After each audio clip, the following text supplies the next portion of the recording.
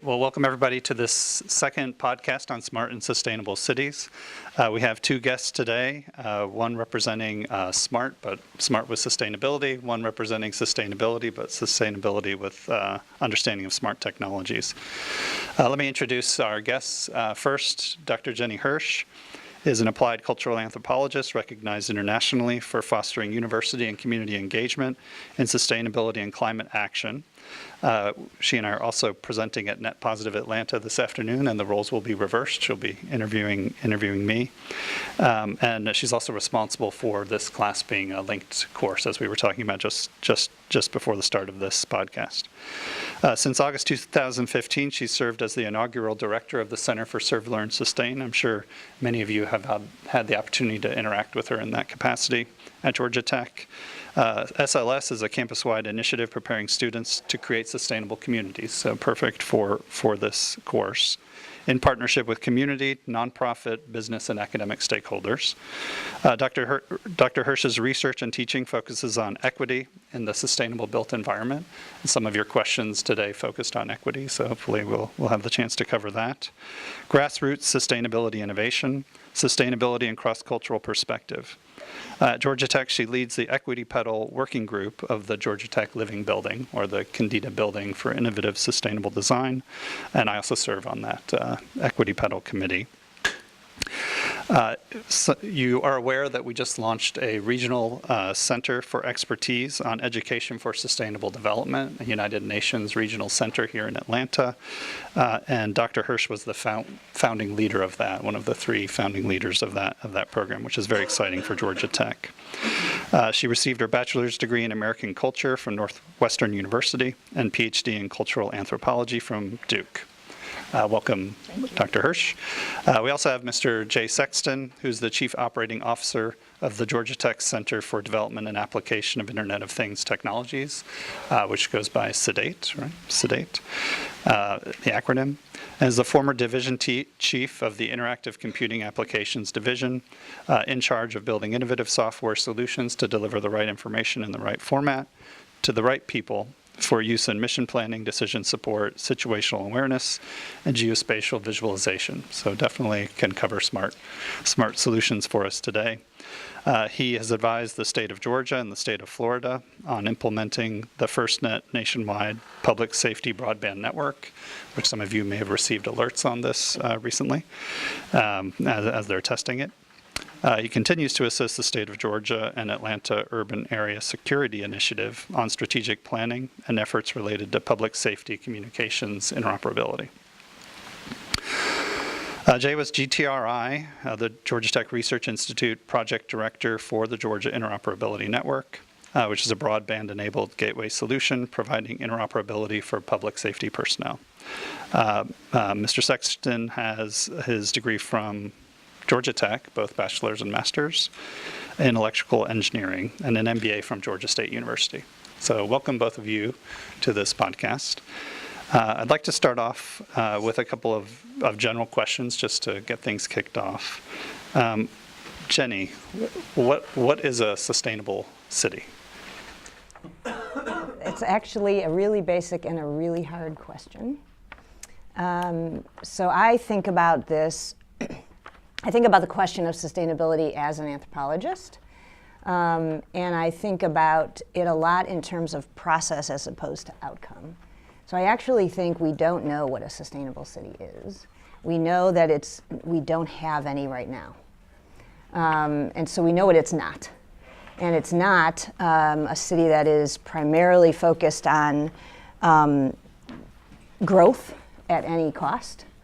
It's not a city that has incredible inequities, which is, as some of you may know, Atlanta is regularly, and was just again this year, rated as the number one or the number two most inequitable cities in the country.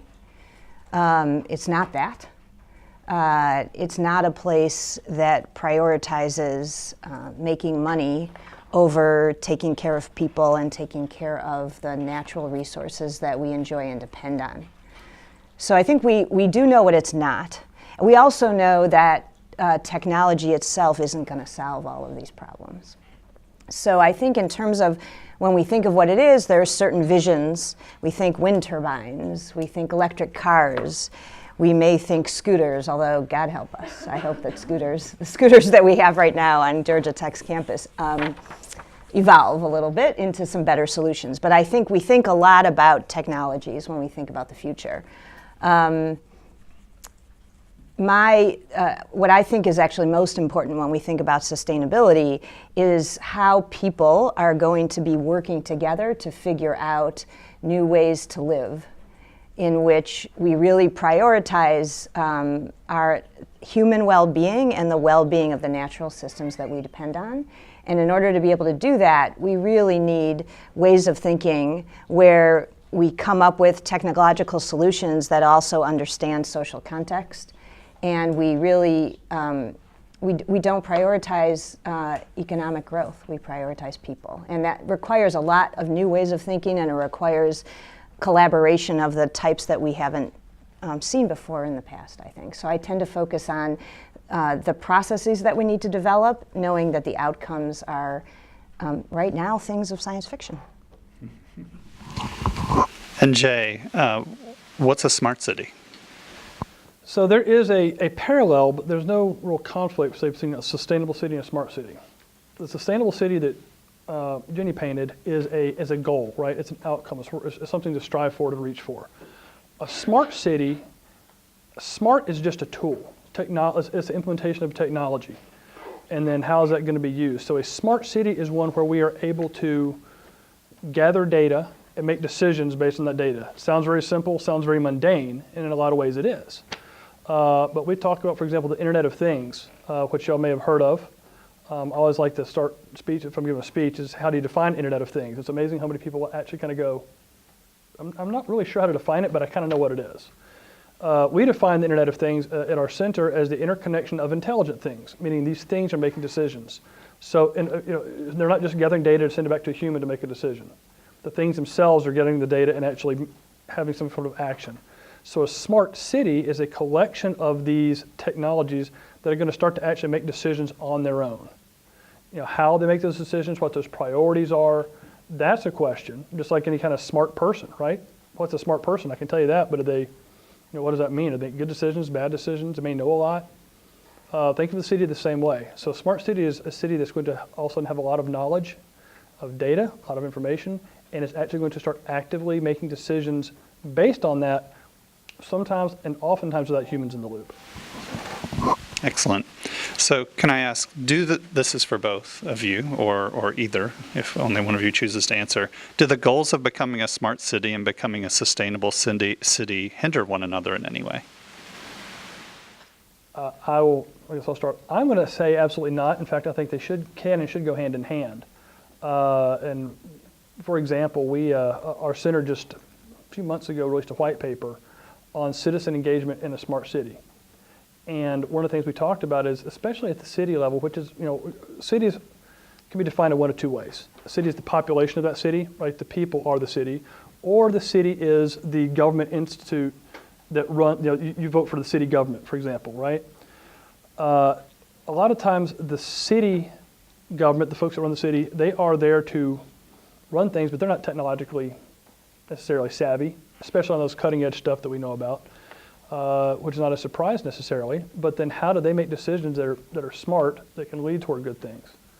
We actually set forth a 4-part test to help them analyze and guide them when making decisions based on smart city technologies. We call it the EPIC test. And the EPIC, that's ethics, profit, intimacy, and connectivity. Ethics is obvious. How is it what we're going to put in? Is this going to do ethical things? Is it going to harm certain populations? Is it going to leave certain populations behind? Is it going to harm the environment? You have to make sure as a city, a community, if you will, is this going to make sense to go forward? Profit, everybody thinks economic, but that's not the only kind of profit out there. There's also social profit. And there's a lot of literature starting to be developed about not just economic profit, but social profit. Both are important. Now, from a city perspective, like, wait a minute, what does it mean when a government has profit? All we mean there is economic return. Are we using the resources we gather from our citizens in the most efficient way possible, right? So cost savings, we're able to deliver a service better and cheaper, That's a profit in a lot of ways because I can take that excess funding and do something else with it. Social profit is, are we doing good for the community? Right? Are we enhancing the community in that way? You have to consider both of those. Intimacy, are we improving the services for the person? For example, is it going to be easier or harder for me to interact with a certain service if I'm someone that has mobility problems? Is this going to enable me to better facilitate my interaction with my community, go to work, whatever it is? And so how is that personalized interaction going to be? And then connectivity, and that's the technology side of it. Notice we have that last. I'm an engineer. I always say, we'll figure the technology out. Give us a little time, we'll figure that out. But it's crucial. You've got to have it, but it's got to be subservient to the goals that you're trying to reach. And I think that's how they don't fight at all. The technology has got to be subservient to where you're trying to get. I think that there's potentials for there to be a lot of alignment, and there's potentials for a lot of scary things. I think if you look at, and Bethany will be the first to tell you that I am not a huge science fiction reader, but I've seen WALL-E. And there are a lot, when you see visions of dystopias, a lot of them are, everything is controlled by technology, right? Technology kind of takes over the human aspects of life. Am I right, Bethany? In science fiction, it does. Right. So, a lot of the visions are of a scary version or a scary vision of technology kind of run amok, right?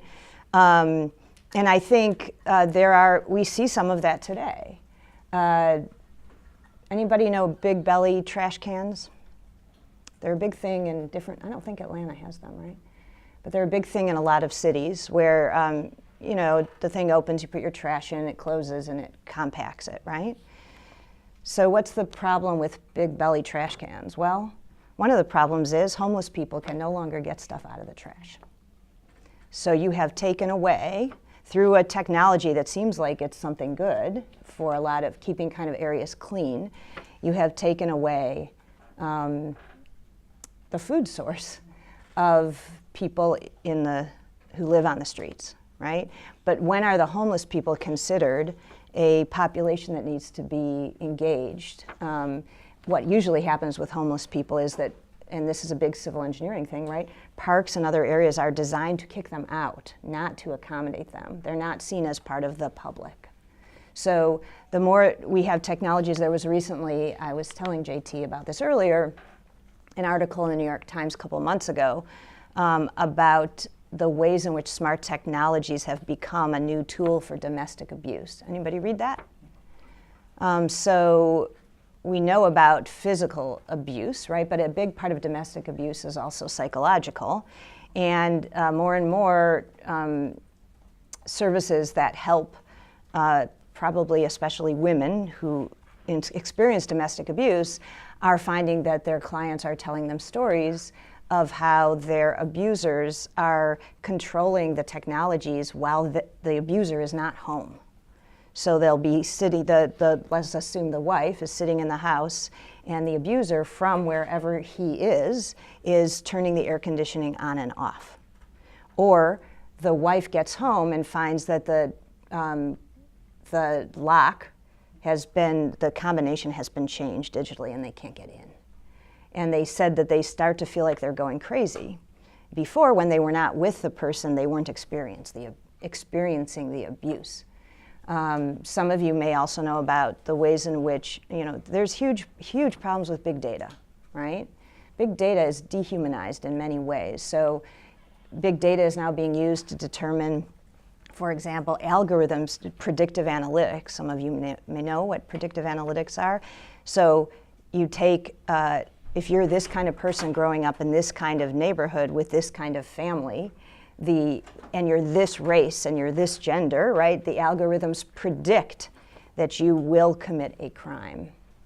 There's some serious, scary stuff about that, right? Because the person hasn't even committed a crime.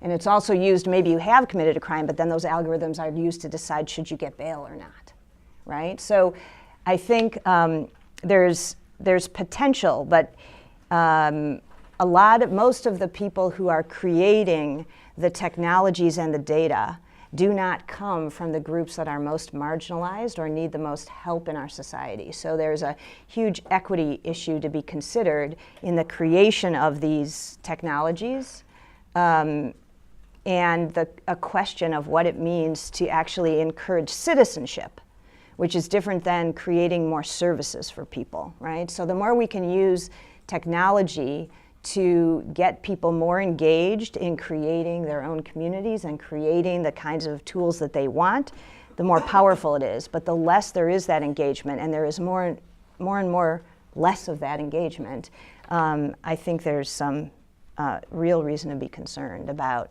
how smart is going to actually lead to sustainable. So let's come back to that comment with the last question, because at the end of this, I'd like to discuss what the students in this classroom could do. And so I think that engagement, that would be a great time to discuss that.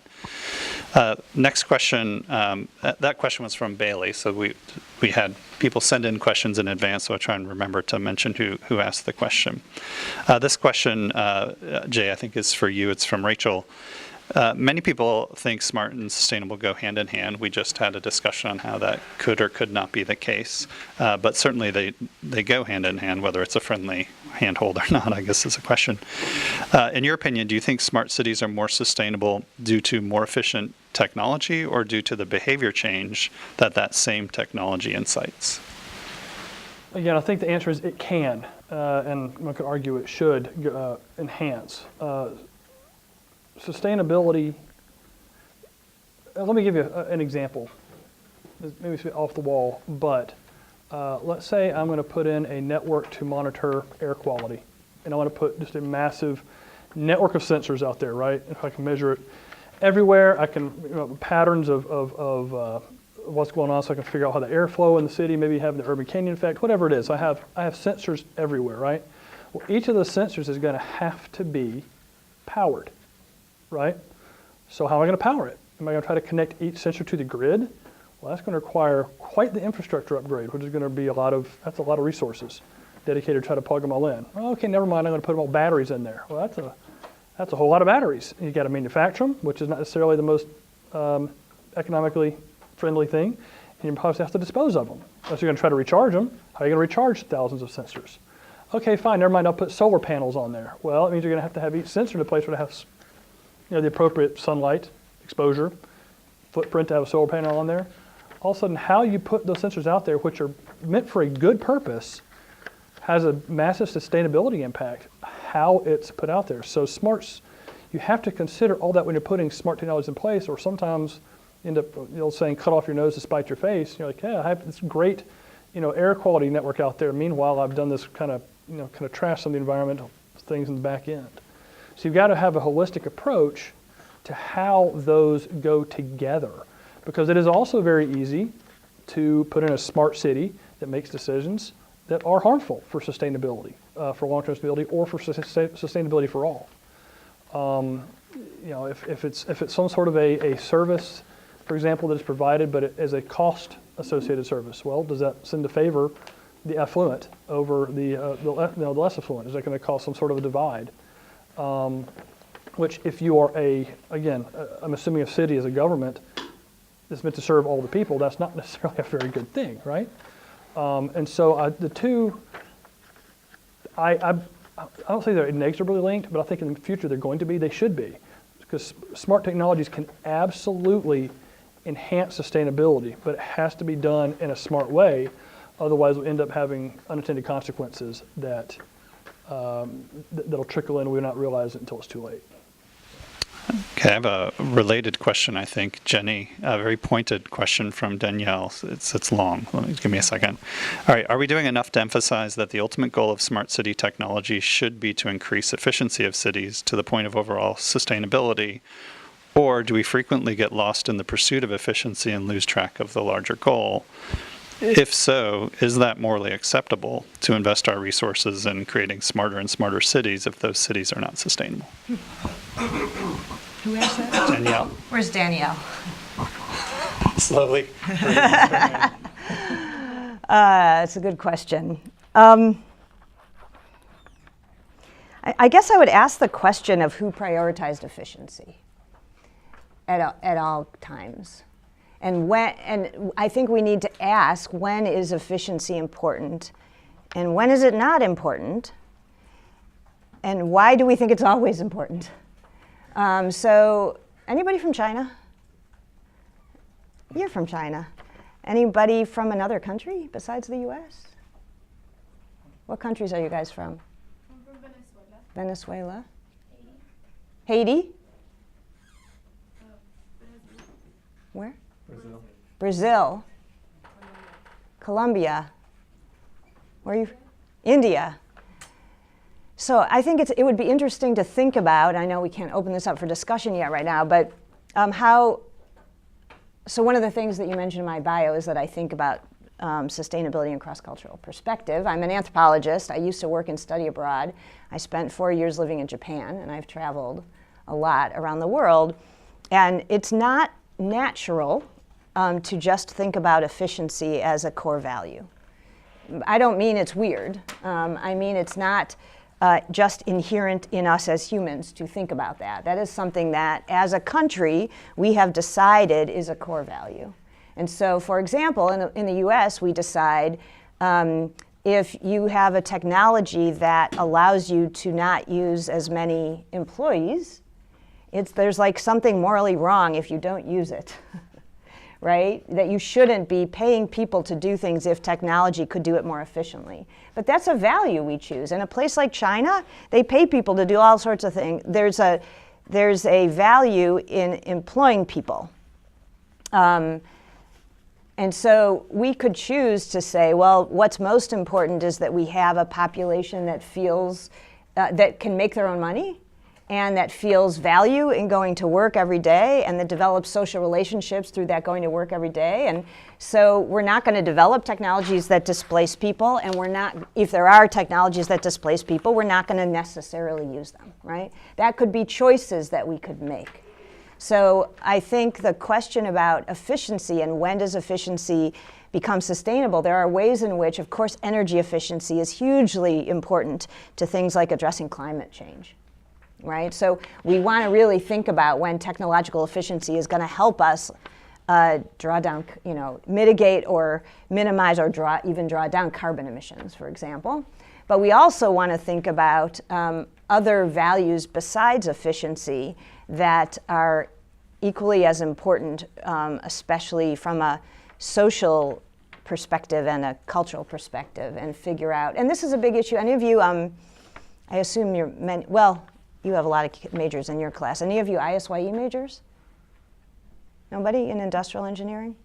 This is a huge question, especially in industrial engineering, right? Because industrial engineering is all about efficiency, and it's primarily about cost efficiency.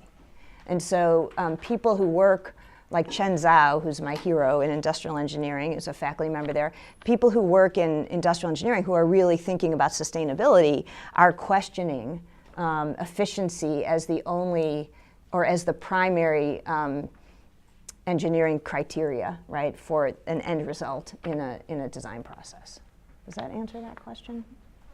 Danielle? Did that address some of it? She's nodding her head. It was a complicated question. And I think we'll keep scratching on that question, I think, with a few more. Coming up to a little bit of a higher level for a moment. Jay, what city in the world do you think is doing extremely well in terms of smart cities, and why? That was one, actually, I saw that question. I was like, I hope they don't ask me that question.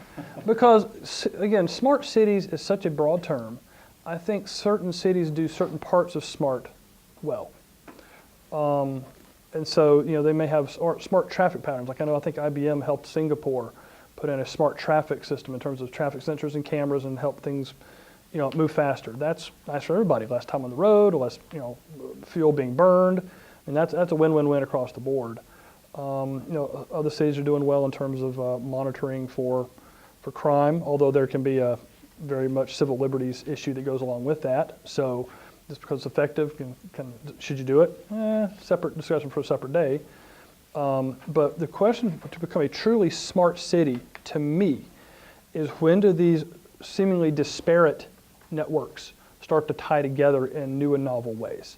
And that is still something I don't think any city has nailed yet, because we're all still exploring how to get all this stuff to roll out. We still have a problem, for example, some of the big data, talking about analytics and things. These various sensor networks may have very different data feeds. One could be temperature or vibration. It could be happening on an hourly basis, weekly basis, monthly basis.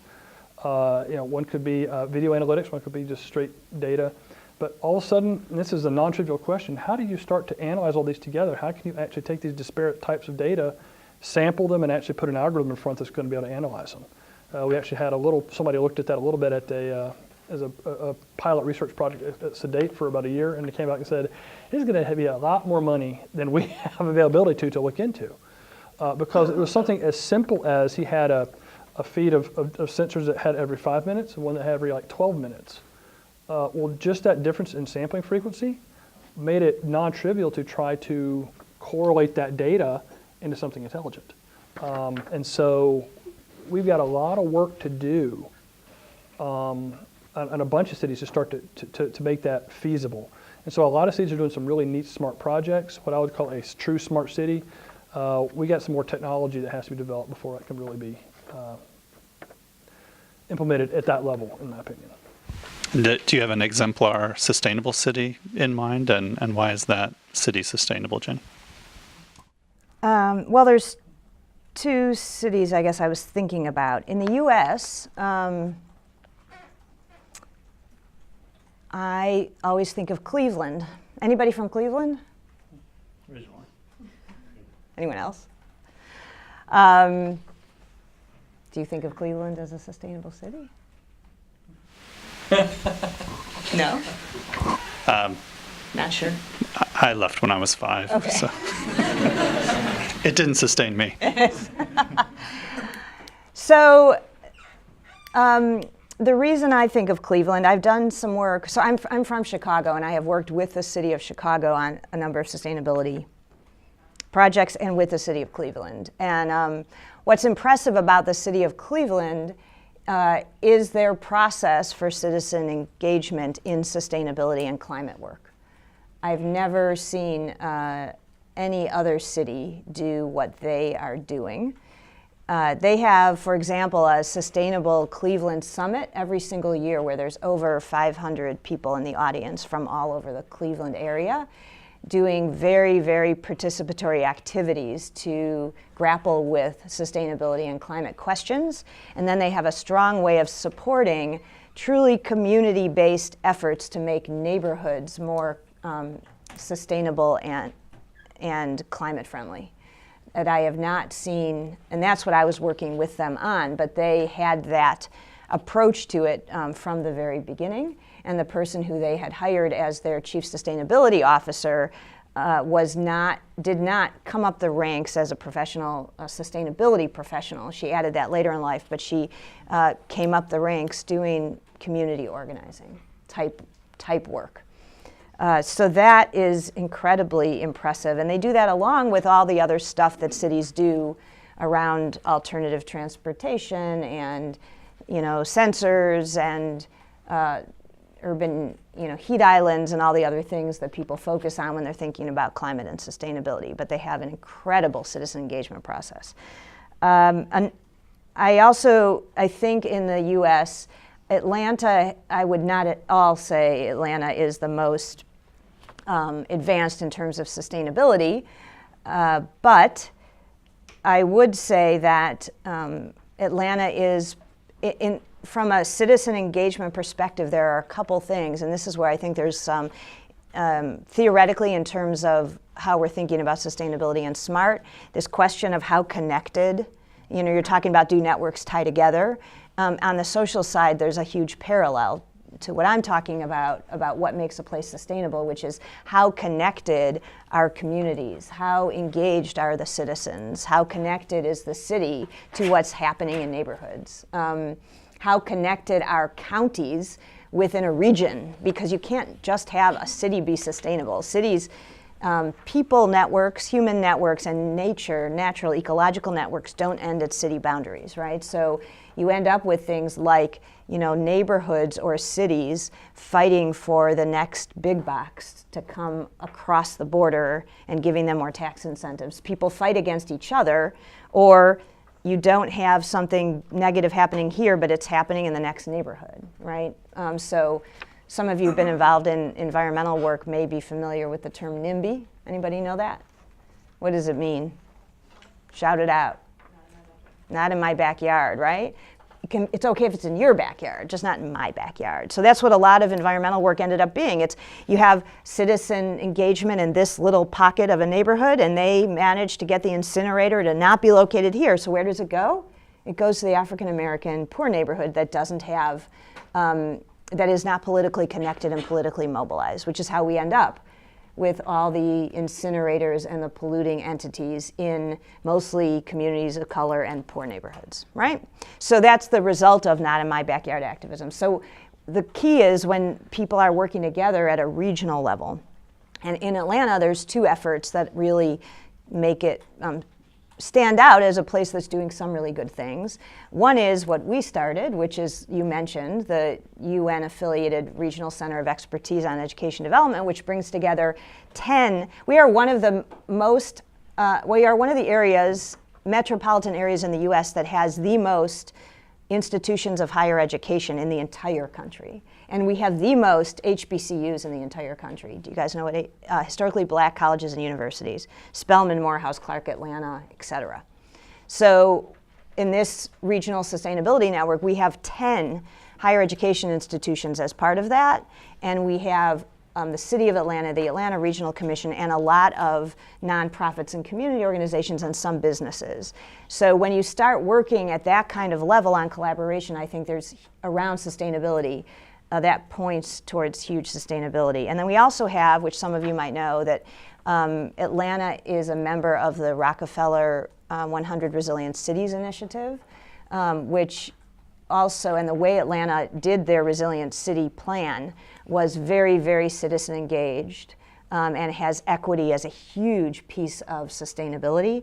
And the person they hired to lead that plan actually is a young African-American woman named Cicely Garrett, who came from doing community engagement and organizing with the Atlanta Community Food Bank. So I think those things set Atlanta apart a little bit. And then the last thing I would mention is just Stockholm, Sweden. I mean, those Scandinavian countries are all known for being sustainable. They're also known for being very, very white and very, very kind of middle upper class, right? So it's some different issues. But the interesting thing, there's recent scholarship on Stockholm that says if we're really going to judge whether a city is sustainable, we tend to look and research only what is in the city boundaries. But what happens when you think about consumption and production, what's happened to the US? Do we do a lot of production anymore in the US? No. And a lot of times unsustainable practices come from the production process. So as you develop further and you become more of a consumption-based place, you all of a sudden, if you judge sustainability, you measure sustainability only by the borders of your city, that's really not fair because you're importing everything from places like China. So there are efforts now to start saying, well, let's look at what we're importing from China. That has to be part of what we measure when we're measuring how sustainable we are as a city. So I have, that question was from Ronak, that you both answered there. I have one from Stevie that I think stems from what you were just talking about, production and consumption, and we have a few questions on infrastructure systems. This one's for Jay. Would adapting the use of technology, such as sensors, throughout older infrastructure be a good starting point for ensuring users are responsible in their production and consumption of energy? Trying to parse the question a little bit. So we're saying equipping sensors in the old infrastructure, is that what we're talking about? Yes. Oh, okay. I absolutely think that that's going to be the logical place to start, because part of what's happening nowadays in the production side of infrastructure, of anything actually, they're going to be baking intelligence into these systems from the get-go, because it's so cheap to do it on the manufacturing side. You know, if you go and design it in there, the parts are cheap, you go and stick it in there. So we're going to have smart devices, smart bridges, smart lights, or they're just going to come off that way because it's it's just not a problem to create it that way. But what do we do nowadays? Kind of talked about this air quality centers. What about monitoring bridges? We know the infrastructure in this country is falling apart. Atlanta, if you've been in Atlanta for 2 seconds, you've probably seen 4 water main breaks.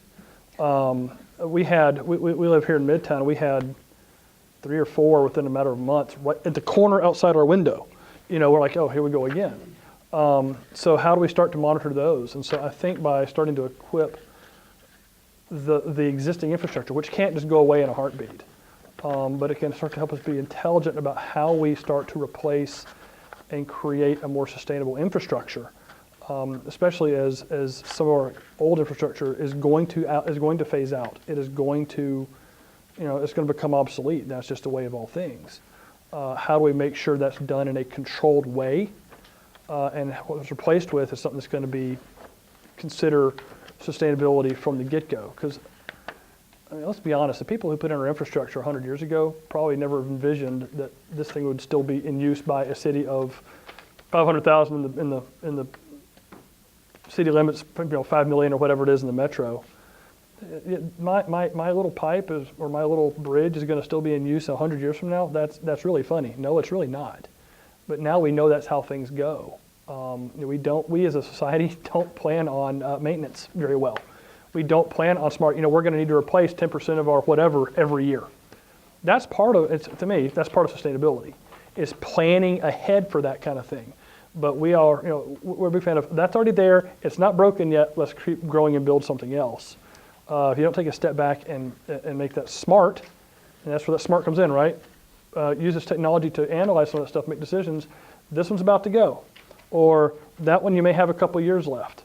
But by implementing these smart technologies, we can do that. And the technologies are getting good at those decisions. They have technologies now, and it's on the manufacturing side. But just to give an illustration, where they're making, I believe it was an aluminum part for cars. I think it was one of the shafts, and they would have it come off the line, and they have a human inspect it visually, and the humans, the false positive, false negative stuff, they only caught 30% of the defective parts. Now, there were not a lot of defective parts, but of the ones that were there, the humans were only able to catch 30% by visual inspection. By putting a smart detector on there, which is a image processing, taking the camera and doing video analytics on it, they increased that to 99%. And so there are ways that, kind of the flip side that you were talking about, there are times when actually technology is going to be better at that than a human's going to be, and that's better for humans. I know that bridge is going to break. That's something I want to know with 99% certainty, not 30. And so by starting there, I think we can also illustrate the advantage and the benefit of smart technologies in ways that will help people buy into it more and see, hey, maybe we can do this. Because right now people hear about, the good stuff. It's either inane, my Alexa, where I use it to stream music 90% of the time, or my Alexa's listening to me, and I'm being, privacy is being violated, and what's that going to mean? Or they watch Minority Report, and all of a sudden we're going to have these, this technology. I know it's people, but technology is going to predict where crime is, and we're going to come arrest you before it happens. This dystopian stuff. It's all over the map how people view technology. If we start to show them, it's not that big a deal. Check out this. That's cool. Healthcare is another great example. In terms of people who have, aging in the home. You can have smart homes, which is part of a smart city, so it's connected to the grid. But in the home, we can make technologies to where people can age in their home, not have to go to an assisted living facility as early. That's better for everybody as well. I think. That's an opinion. But these are the kind of things where people start to get comfortable with, okay, technology can have that beneficial use. It's not either negative or not even a neutral. We can make that be a benefit. And I think that putting the old infrastructure in, enabling that and equipping that is the way to do that quickly. Can I just say one thing about that? Healthcare, though, is also a good example. We have the most advanced healthcare technology in the world, and we are one of the countries with the worst health outcomes of all the industrialized countries in the world. Why is that? Because there are so many things that impact what makes people healthy, and a lot of them have nothing to do with technology. And there are a lot of people in this country who don't have access to the technologies that we have, right? So it's also a good example of we have all these technologies, but the social divides that we have keep that technology from benefiting most people in this country. There's also one other thing I was thinking about as you were talking. Did somebody say they were from Colombia? Yes. So you're not from Medellin, are you? No. You know, have you been to Medellin? I have, yeah. You have. Have you taken the cable car? Okay. So Medellin, Colombia, when you asked about sustainable cities, Medellin, Colombia is a very kind of, in sustainability circles, it's a famous example. I don't know, considering your age, if you guys, do you guys have an image of Medellin? The image of people our age is drug cartels and crime. But Medellin was really transformed a couple decades ago. It still got its issues, but it had some very creative mayors. And one of the things that they decided they were going to do was build a bunch of new infrastructure and a bunch of new cultural amenities, and they were going to put all of them in the poorest parts of the city. And then they built a cable car to get from other parts of the city to there. So they made the poorest parts of the city the destination. And every time you do that, you end up with big possibilities of things like gentrification and displacement. But in this case, it really brought these marginalized parts of the city into the mainstream of the city and helped them a lot. So that's another example. And it was alternative transportation of cable cars, right? So it was public transit. And it made access to and from, access is a huge issue in places like Atlanta where, right, in the poorer parts of the city, people have to travel forever and we don't have good public transportation to say where jobs are, right? So that would be another example I'd throw in the mix. It's very focused on infrastructure. Bethany has her hand up. So this has been an excellent discussion. I've just been reminded we want to come to a close. We're at the end of our time, but I did want to ask one last question of both of you. So how could a group of undergraduate students, let's just say hypothetically, envision, design, and possibly implement smart solutions to move the needle towards sustainability in cities?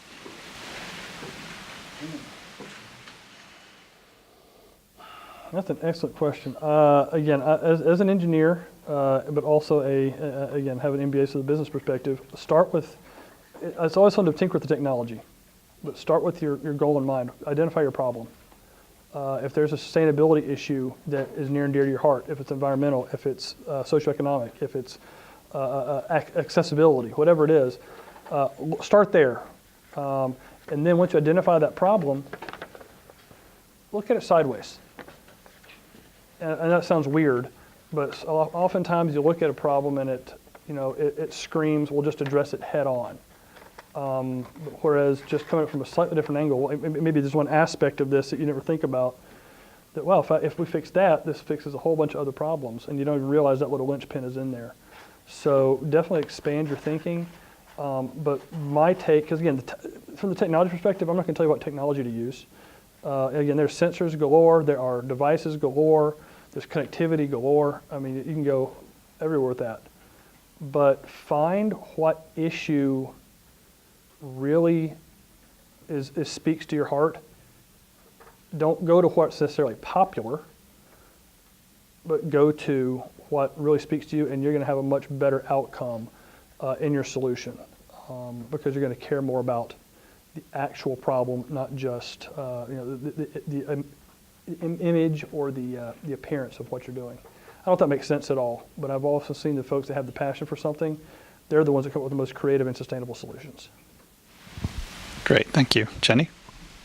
I'll just build on that to say that work with lots of different people to help you understand what the problem is, so you really gain a deep understanding of it, and hold off on the solution until you really understand the problem from a deep and holistic perspective. And I would especially encourage you to figure out, talk to, and try to collaborate on solutions with people who are the most marginalized in society.